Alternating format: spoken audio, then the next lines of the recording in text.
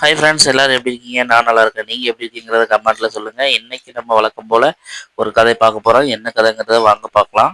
அதாவது இந்த வேர்ல்டு ஒட்டு மொத்தத்துக்கும் ஒரு காம்படிஷன் நடக்குது. அதாவது யார் வந்து இந்த வேர்ல்டுல யாராவது அது எந்த நாட்டுக்காரங்களா இருந்தாலும் உலகின் சிறந்த நீர், அதாவது தண்ணீரை கொண்டு வரவங்களுக்கு சிறந்த gift, அதாவது அவங்க வாழ்க்கைக்கு தேவையான எல்லா சலுகையும் எல்லாமே செஞ்சு கொடுப்பாங்க. அவங்க என்ன கேட்குறாங்களோ அத்தனையும் கொடுக்கப்படும் அப்படின்ட்டு ஒரு காம்படிஷன் நடக்குது. இப்படி ஒரு காம்படிஷன் அப்படின்னு எல்லா நாட்டில் உள்ள மக்களும் கலந்துக்கிட வந்தாங்க. அதாவது நம்ம நாடு தான் ஜெயிக்கணும் அப்படின்னு சொல்லிட்டு ஒவ்வொருத்தரும் கலந்துக்கிட்டாங்க. அப்படி கலந்துக்கிட்ட ஒவ்வொரு நாட்டவரும் என்ன செஞ்சாங்கங்கிறத வாங்க பார்க்கலாம். முதல்ல வந்து பெரிய நாடுன்னு சொல்கிறவங்க அமெரிக்கா வந்து அவங்க ஃப்ளைட் எடுத்துகிட்டு கிளம்புறாங்க. உலகத்தில் உள்ள சிறந்த நீர் எங்கே இருக்கு, நம்ம தான் முதல்ல கொண்டு வரணும் அப்படின்னு சொல்லிட்டு ஃப்ளைட் எடுத்துகிட்டு அதாவது உலகத்தை ஃபுல்லாக சுற்றி வராங்க.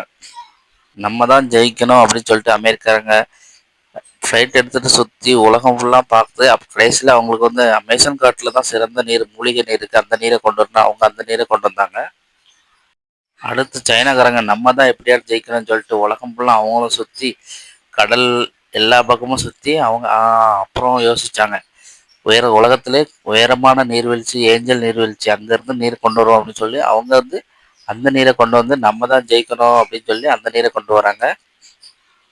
அப்புறம் ஃப்ரான்ஸ்காரங்க நம்ம மாசா இருக்குன்னு சொல்லிட்டு மாசா ஒரு பைக் எடுத்துட்டு அப்படியே சுற்றி வந்து நல்ல நீர் எங்கே இருக்கும் அப்படின்னு சொல்லி தேர்ந்தெடுத்து பார்க்கும்போது அவங்க வந்து எந்த நீர் எடுத்தாங்கன்னா நைல் நதியில் போய் இந்த நதியில் உள்ள நீர் நல்ல நீர்னு சொல்லி அவங்க அந்த நீரை கொண்டு வந்தாங்க.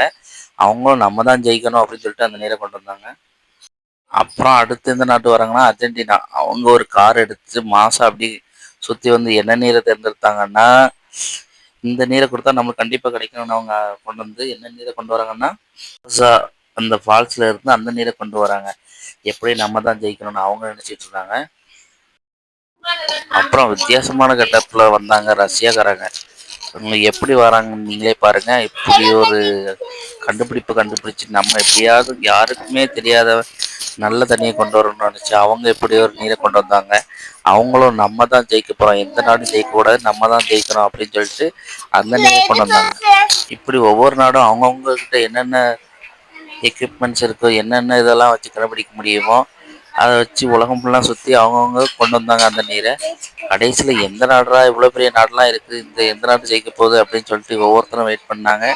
கடைசியில் ஜெயித்தது யாருன்னா அந்த யாருன்னு நீங்கள் கேட்டாலே அசந்து போயிடுவீங்க. அப்படியா, இவ்வளோ பெரிய நாடுலாம் இருக்கும்போது இந்த நாடு ஜெயிச்சிட்டா அப்படின்னு நினைப்பீங்க. வேற எந்த நாடும் இல்லைங்க, நீங்களே பாருங்க அது எந்த நாடுன்ட்டு. கடைசியில் அந்த ஜெயிச்ச நாடு இந்தியா. அதாவது நம்ம நாடு தான் ஜெயிச்சது. அது எப்படி ஜெயிச்சதுன்னு மற்ற நாடுகளுக்கே ரொம்ப வியப்பாக இருந்தது.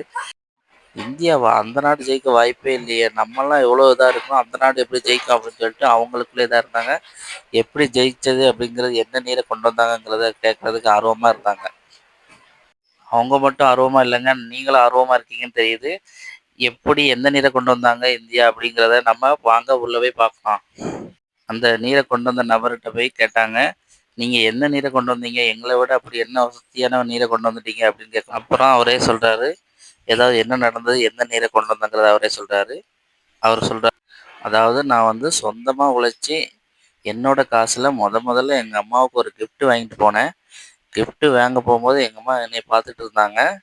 பார்த்துட்டு இருந்து நான் கிஃப்ட்டை வாங்கி பார்த்தாங்க. என்ன கிஃப்ட் வாங்கி கொடுத்துருக்கலாம் அப்படின்னு பார்க்கும்போது அவங்களுக்கு பிடிச்ச கலரில் ஒரு சேரீ இருந்தது. அதை பார்த்த உடனே என் புள்ள எனக்காண்டி வாங்கியிருக்கான் அப்படின்னு சொல்லி அவங்க கண்ணிலேருந்து கண்ணீர் வடிந்தது. அது ஆனந்த கண்ணீராக இருந்தது. அந்த கண்ணீரை தான் இங்கே கொண்டு வந்திருக்கேன் தண்ணீராக. இந்த உலகத்தில் இந்த தண்ணீரை விட சிறந்த நீர் எங்கேயும் இல்லை அப்படின்னு நான் நினச்சேன். அதனால் இந்த நீரே கொண்டு வந்தேன். இதை விட சிறந்த நீர் எங்கே இருக்குன்னு எனக்கு உங்களுக்கு தெரிஞ்சால் நீங்கள் கொண்டு வாங்க. அதனால் எனக்கு இந்த அவார்டு கிடைச்சது, பரிசும் கிடைச்சது அப்படின்னு சொல்லி முடித்தார். அதை மக்கள் எல்லாமே வியந்து பாராட்டினாங்க, கைத்தட்டினாங்க, சந்தோஷப்பட்டாங்க. இப்படி ஒரு செய்தி இருந்தனால இந்தியனோட மதிப்பு அதிகமானுச்சு. இந்தியர்களோட உணர்வுக்கும் அதிகமான மதிப்பு கிடைச்சது. இந்த கதை உங்களுக்கு பிடிச்சிருந்தா லைக் பண்ணுங்கள், ஷேர் பண்ணுங்கள், கமெண்ட் பண்ணுங்கள்.